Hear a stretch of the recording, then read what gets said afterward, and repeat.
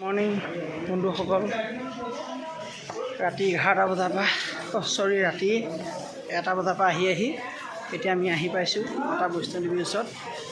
খুব সময় 6টা বাজিছে। ইয়াত মোবাইল নিবলৈ নিদিয়ে, যিহেতু মোবাইল ইয়াত আমি থৈ যাব লাগিব। মই লাষ্ট বাবুতে ভিডিঅ' বনাইছোঁ। আপোনালোকৰ এবাৰ বৈষ্ণৱদেৱী মন্দিৰত আহক। কণ্টিনিউ খোজকাঢ়িছোঁ, বহুত ভাগৰ লাগিছে। তথাপিতো কিন্তু ইয়াত পোৱাৰ লগে লগে এটা সাহস এটা পাই গৈছোঁ। খুব ভাল লাগিছে মনটো যে মাতা বৈষ্ণৱদেৱীৰ চৰণত আমি আহিছোঁ। এয়া চাওক, পাহাৰৰ কিনাৰে কিনাৰে ইমান ডাঙৰ পাথৰ কাটি, আৰু কিমান ওপৰত আছোঁ আমি সঠিককৈ ক'ব পৰা নাই।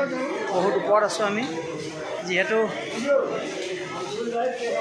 আমাৰ প্ৰেক্টিছ কৰি যথেষ্ট ভাগৰ লাগিছে। তথাপিতো সেই ভাগৰৰ মাজতো মাতা বৈষ্ণৱদেৱীৰ চৰণত সেৱা ল'বৰ কাৰণে ইমান দূৰ আহি পাইছোঁ। যথেষ্ট ভক্ত সমাগম হৈছে, বহুত মানুহ হয় ইয়াত, বহুত মানুহ ভাবিব নোৱাৰা মানুহ।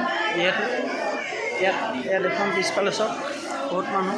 সৰুটো ঘৰ, তাতে মোবাইল এণ্ট্ৰি কৰিব লাগিব, ইয়াত থ'ব লাগিব। মোবাইল থৈ আমি মাতা বৈষ্ণৱদেৱীৰ চৰণত যাম। ইয়াত যিহেতু বৰষুণো দি আছে, অলপ অলপকৈ তিতি ঘামি অৱস্থা নাইকিয়া হৈ গৈছে। আৰু আপোনালোকে তলৰ পৰা এডাল 20 টকা লাখুটি কিনি ল'ব, যিহেতু ওপৰত অলপ দামটো বেছি, 50 টকা লয় ওপৰত। গতিকে তলৰ পৰা এডাল ষ্টিক লৈ ল'ব। দেখিছে আমাৰ অৱস্থা কিমান ঘামিছোঁ, কিন্তু এইখিনিৰ পৰাই আপোনালোকক দেখুৱাবলৈ মন আছিলে।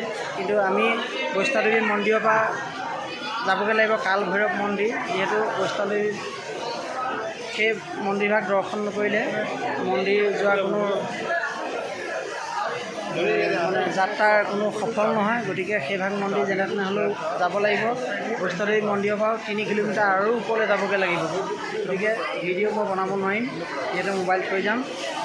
আপোনালোকে চাব, আহক, সকলোটি আহক, মোৰ ভিডিঅ'টো চাওক, লাইক কমেণ্ট শ্বেয়াৰ কৰক। কেনেকুৱা লাগিছে এবাৰ আহক, বহুত চাবলগীয়া জেগা। গতিকে জীৱনত এবাৰ বৈষ্ণৱদেৱী মন্দিৰ চাবলৈ আহক, আৰু মোৰ চেনেলটো কেনেকুৱা ছাবস্ক্ৰাইব কৰিব, লগতে লাইক কমেণ্ট শ্বেয়াৰ কৰিব। ধন্যবাদ, বাই বাই।